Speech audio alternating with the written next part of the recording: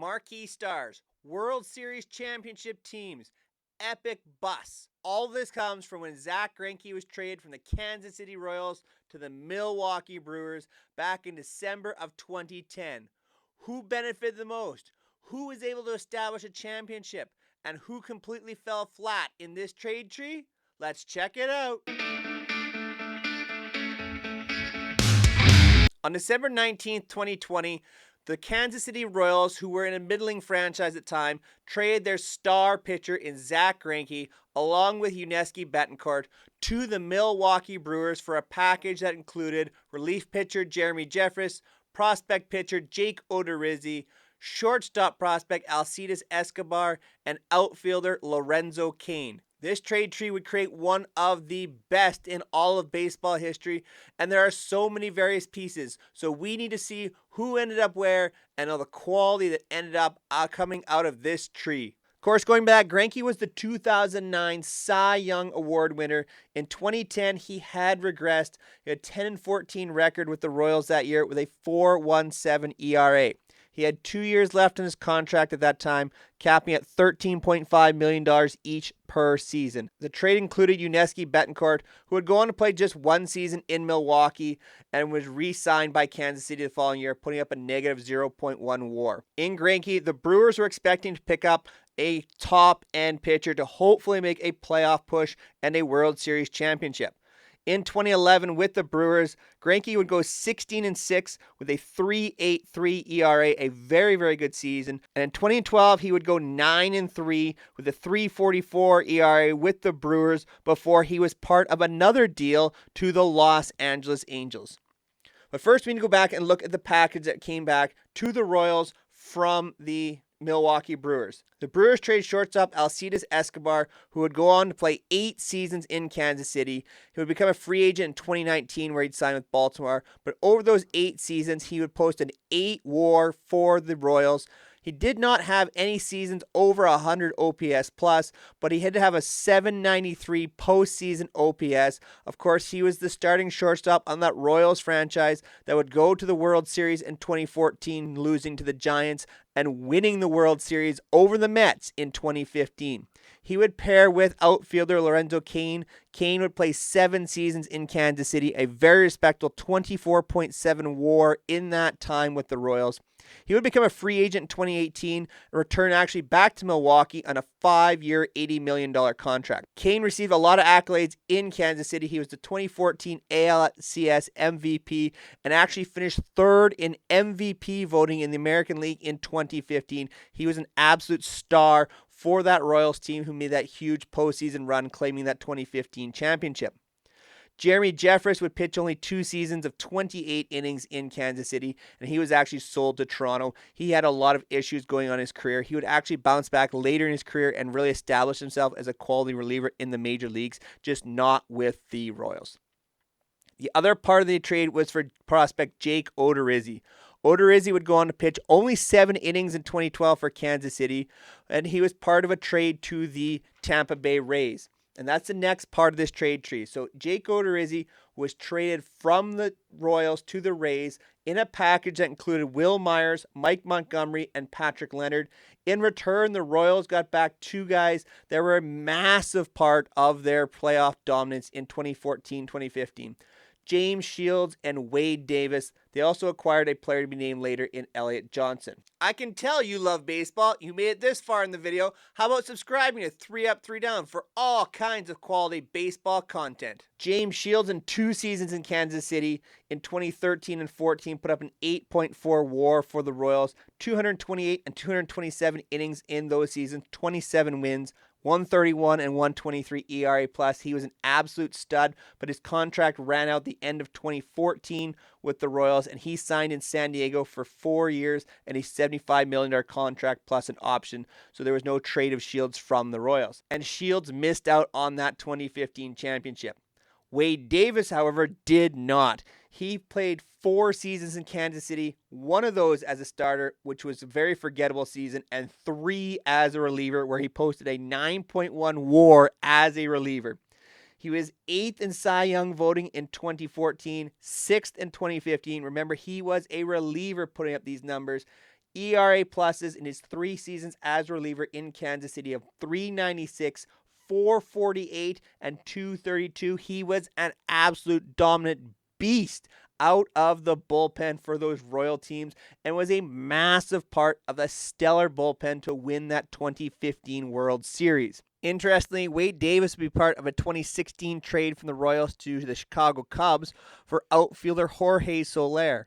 Jorge Soler would put up 3.5 seasons in Kansas City. His full seasons included 123, 137, and 106 OPS plus. In 2019, in 162 games, he led Major League Baseball with 48 home runs.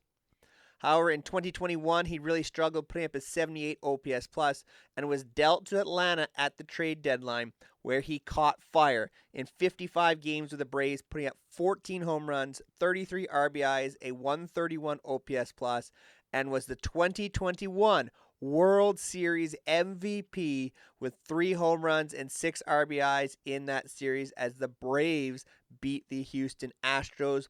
The second player to be a part of the Zack Greinke trade tree and directly influence a World Series championship. Looking back in the trade, what did Tampa Bay get out of it? Jake Odorizzi would pitch 5 seasons in Tampa Bay as a very nice starter, an 8.3 WAR across those 5 seasons, 4 seasons of 140 plus innings, 3 with 100 plus ERA plus. So he was a very quality pitcher for those Tampa Bay teams. He was traded as part of the deal with Will Myers. Myers put up 2 seasons in Tampa Bay of a 131 OPS plus, where he's a 2013 Rookie of the Year, and a 77 OPS plus in 2014. Mike Montgomery and Patrick Leonard, part of that deal, going back from Kansas City to Tampa Bay, never played in the major leagues for Tampa Bay. Outside of being the 2013 Rookie of the Year, Will Myers is probably best at being part of the huge trade then from Tampa Bay, where in a 3-team trade, Tampa Bay acquired Rene Rivera, Birch Smith, Jake Bowers from San Diego, Steven Souza, and Travis Ott from Washington. Myers went to San Diego as part of this deal, along with Ryan Hannigan, Gerardo Reyes, and Jose Castillo. And the third team, this 3-team trade, the Washington Nationals, absolutely won this trade, picking up starter Joe Ross, but more importantly, a part of their 2019 World Series championship team, shortstop Trey Turner. So another World Series built out of a trade tree from Zack Greinke. Of course, those 2014 and then 2015 World Series championships for the Royals included Escobar, Kane, and Shields. Zack Greinke, on the other hand, going back to him, his trade to the Brewers lasted a season and a half. We're on July 27th of 2012, approaching the trade deadline that season. Greinke was sent to the Angels in a trade for prospects Gene Segura, John Helwig, and Ariel Pena. Greinke would go on to have a 6-2 record with a 3.53 ERA team on that Angels team that was trying to push for a playoff spot. But those Angels teams, that was the first year they had acquired Albert Pujols. It was Mike Trout's second season in Major League Baseball, and they missed out on the playoffs. Following that season, Greinke actually signed a 6-year deal with the Dodgers and opted out after 3 years. So his time in the Angels did not acquire any more pieces for the Angels. They took a shot and absolutely missed on the playoff spot, even though Zack Greinke performed very well for them. That Segura, Helwig, Pena package would give some pieces to the Milwaukee Brewers. Gene Segura would go on to play 4 seasons in Milwaukee, his best being as an All-Star in 2013, putting up an OPS plus of 105 this season. He had a 6-WAR career for Milwaukee, but 4.1 from that came from that excellent season in 2013. John Helwig would pitch 30 innings of 58 ERA plus for the Brewers. Ariel Pena would put up 29 innings of a 73 ERA plus. Of course, they still acquired pieces from Gene Segura. Segura was packaged in a trade in January of 2016, along with prospect Tyler Wagner, in a trade with the Arizona Diamondbacks. And coming back to Milwaukee included pitcher Chase Anderson, second baseman Aaron Hill, and prospect Isan Diaz, along with some cash. Segura would last only 1 season in Arizona, where he finished 13th in MVP voting, a 122 OPS plus with the D-backs, so that 1 season in Arizona before he was packaged in another trade. Tyler Wagner would go on to pitch 10 innings for the D-backs with a 180 ERA. Coming back to Milwaukee in that trade, Chase Anderson put at 4 seasons in Milwaukee, all of 139 or more innings. His best season was 2017, where he finished 12-4 with a 2.74 ERA. He would eventually be traded to Toronto for prospect Chad Spangberger, who would never play in the major leagues. Aaron Hill was acquired from the D-backs to the Brewers. 125 games that season for the Brewers, 8 home runs, and a 106 OPS plus. He was part of a trade, though, at that deadline, sent to Boston for prospects Aaron Wilkerson and Wendell Rijo. Across 3 seasons, Wilkerson would produce 35 innings, and Rijo never reached the major league level. The other piece in that trade becomes a very, very interesting part of Milwaukee Brewers history. Isan Diaz became part of a trade which directly and greatly influenced the Brewers in a way that they hoped the Zack Greinke trade would, but in actual fact, it was more likely this trade that impacted the Brewers franchise the most in the 2000s. Isan Diaz was part of a package including Lewis Brinson, Monte Harrison, and Jordan Yamamoto. Those prospects were all traded to the Miami Marlins. The 4 guys would combine to post a negative 6.3 career WAR with the Miami Marlins, and the Marlins would acquire nobody in substance back from those prospects. Who did the Milwaukee Brewers get in return? Well, how about 2018 MVP, second in MVP in 2019, outfielder Christian Yelich, who has posted a career WAR at this time with the Milwaukee Brewers of 22.4 and led them to many playoff appearances the last few years in Milwaukee. So there you have it. Zack Greinke being traded from the Kansas City Royals to the Milwaukee Brewers directly helped them build a World Series championship in 2015 in Kansas City, acquiring the likes of Alcides Escobar, Lorenzo Cain, and of course using Jake Odorizzi to acquire James Shields and, more importantly, Wade Davis. That trade, of course, indirectly affected the 2019 Washington Nationals and their ability to win a World Series championship with Trey Turner.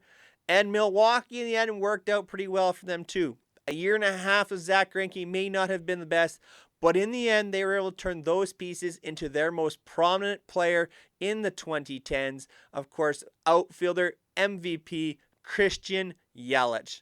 Thank you so much for making it all the way to the end of the video. I greatly appreciate all your guys' support here on 3 Up, 3 Down. We are making a push for 500 subscribers here in 2014.